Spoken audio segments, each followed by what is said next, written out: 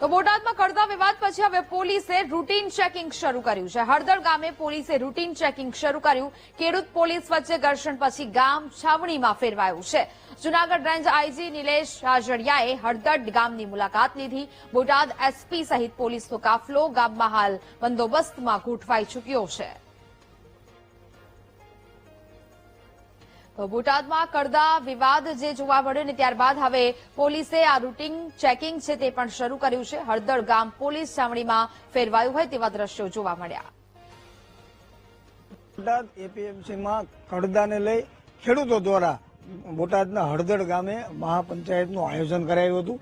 હું દ્રશ્યમાં દેખાડીશ કે આ હળદર ગામનો જે બાપા સીતારામ ચોક છે અને અહીંયા જ તે ગઈકાલે સાંજના સમયે ખેડૂતો દ્વારા મહાપંચાયતનું આયોજન કરવામાં આવ્યું હતું। ત્યારબાદ જે આ મહાપંચાયતનું જે આયોજન હતું તે વગર મંજૂરીએ કરવામાં આવ્યું હતું, જેના કારણે મોટી સંખ્યામાં પોલીસ છે તે અહીંયા પહોંચી હતી અને સમજાવવાના પ્રયત્ન કર્યા છે। ત્યારબાદ આ લોકોના ટોળામાંથી કોઈ અસામાજિક તત્વો દ્વારા પથ્થરમારો શરૂ કરવામાં આવ્યો હતો અને થોડી વાર માટે પોલીસને પણ ભાગવાનો વારો આવ્યો હતો।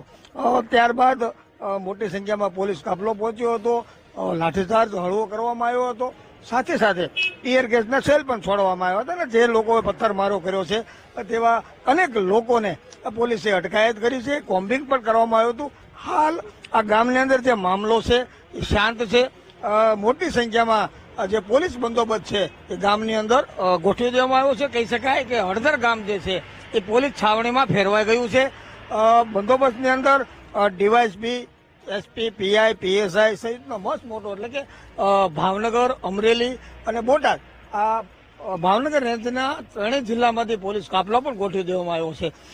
કંઈક ને કંઈક આ ગામના જે આગેવાનો છે તેઓનું પણ એવું કહેવાનું છે કે ભાઈ ખરેખર જે ગામના લોકો દ્વારા પથ્થરમારો કરવામાં નથી આવ્યો, અમુક અસામાજિક તત્વો દ્વારા આ ટોળામાંથી આ કાંકરી ચાલો એટલે કે પથ્થરમારો કરાયો હતો અને મામલો બીચક્યો હતો, જેના કારણે જે નિર્દોષ લોકોને પણ લઈ જવામાં આવ્યા છે, તેઓને છોડવામાં આવ્યા। પરંતુ હાલ સ્થિતિ છે એ કંટ્રોલમાં છે।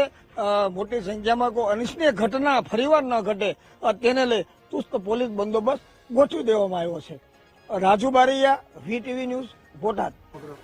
હળદર ગામ માટે, બોટાદ જિલ્લા માટે આ એક દુઃખદ વાત છે કે ખેડૂત અને પ્રશાસન એટલે કે બોટાદ જિલ્લા પોલીસ જે ઘર્ષણ થયું છે, આ ઘર્ષણની અંદર એક વાત બહુ સમજવા જેવી છે કે હળદર ગામ છે 80 થી 90% આ ઘટનાથી અજાણ છે।